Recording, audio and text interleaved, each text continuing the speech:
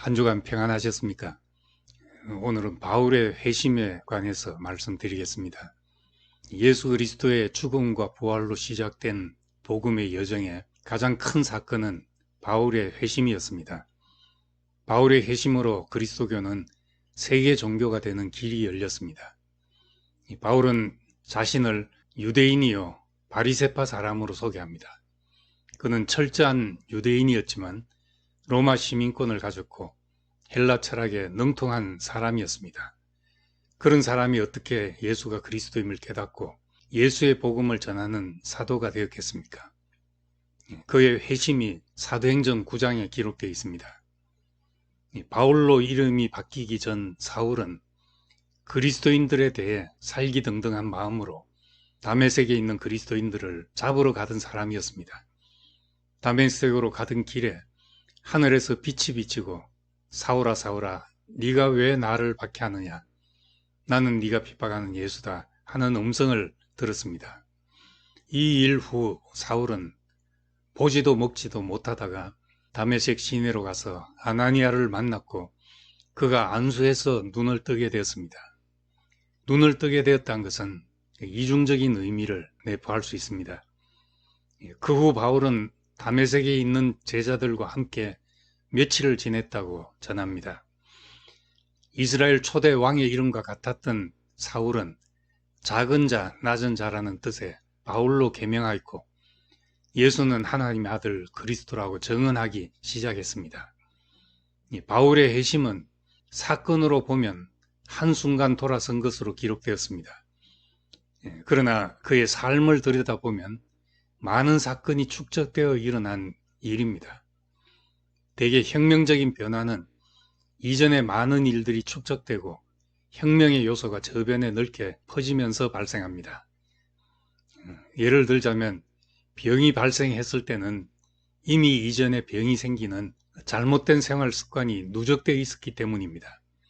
병이 회복되는 것도 기적같이 단방에 약 한 알로 낫기를 바랄 수도 있지만 좋은 식생활과 좋은 습관을 쌓아감으로 가능합니다.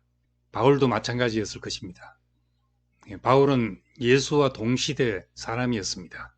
직접 대면한 일은 없어도 예수에 관한 많은 논란을 들었을 것입니다. 하나님과 율법에 열심이었던 청년이 예루살렘을 떠들썩하게 했던 예수 사건에 무관심했을 리가 없었을 것입니다. 그리고 그는 예수의 제자들이 더욱 왕성하게 퍼져나가는 것도 보았을 것입니다. 결정적으로는 스데반의 죽음을 목격했습니다. 공회 앞에서 죽음에 직면한 사람이 천사같이 빛나는 얼굴로 예수를 증거하는 것을 들었습니다. 죽으면서까지 자신을 죽이는 자들에게 죄를 돌리지 않는 모습에서 십자가에 못 박힌 예수가 겹쳐 보였을 수도 있습니다. 죽음 앞에서까지 확신 있게 말하는 사람 앞에서는 아무리 강한 사람도 흔들릴 수 있습니다. 스데반의 죽음은 사울이란 청년을 흔들어 놓았습니다.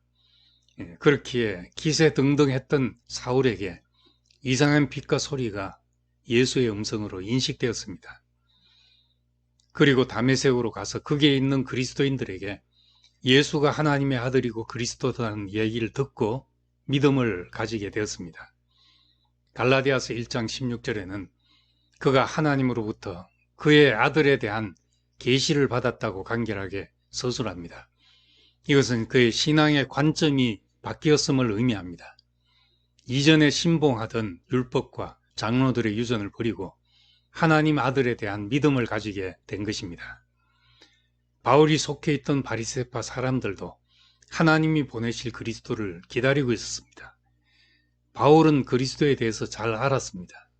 그런데 그들이 기다리던 그리스도가 예수라고 연결하지는 못했습니다. 바울은 자신이 다메섹으로 가던 길에서의 경험과 아나니아 같은 다메섹 그리스도인들과 교제를 통해 예수가 하나님의 아들이고 그리스도임을 알게 된 것입니다. 이것이 바울에게 회심의 시간이었습니다.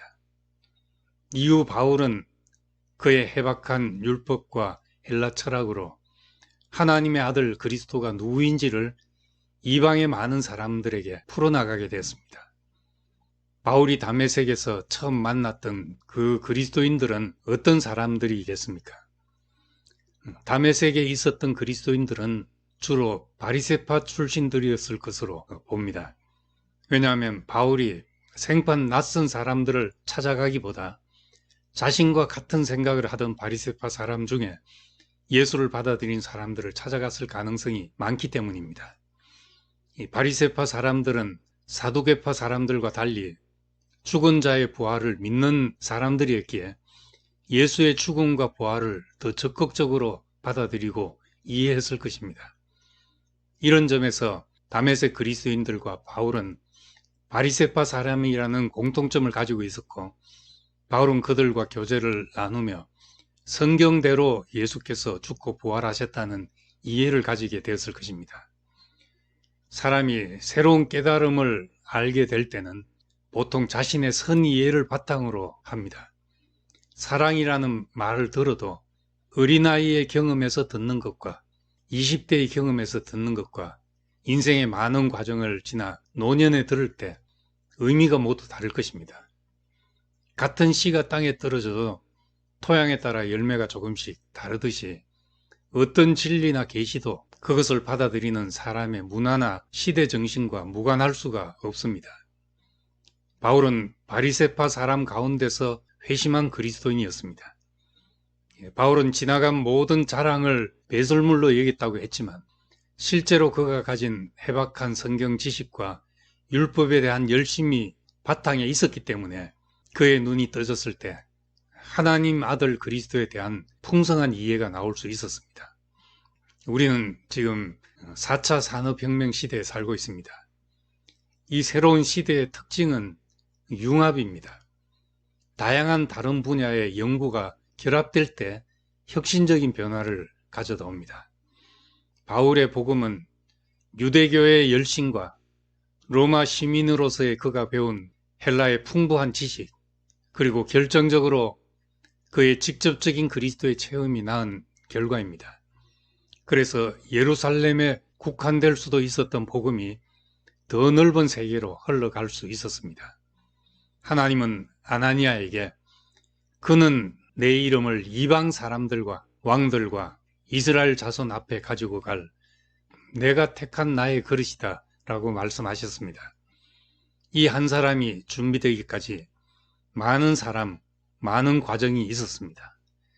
그를 가르쳤던 스승들, 그의 주변에서 예수의 삶과 죽음을 보이는 사람들이 있었고 그의 눈앞에서 죽임당한 그리스도인들이 있었습니다. 자전거 한 대 만드는 데도 여러 가지 재료가 들어갑니다. 큰 배를 만드는 데는 더 많은 재료와 기술이 들어갑니다. 우리 삶은 큰 배의 작은 부품처럼 하나님 구원 역사의 작은 한 사건일 수 있습니다. 우리 삶이 하나님의 경륜을 이루는데 무슨 의미일지는 우리도 다 모릅니다. 우리가 큰 일을 이루지는 못한다 해도 바울을 있게 한 다메섹에 이름 없는 그리스도인들처럼 귀중한 일에 밑거름이 될 수는 있습니다. 내가 가는 작은 발걸음이 후일에 많은 사람이 지나가는 길이 될 수도 있습니다. 나의 작은 몸짓 하나 의미 없이 버려지지 않고 하나님의 경륜에 당기는 소망을 주신 주님께 감사드립니다.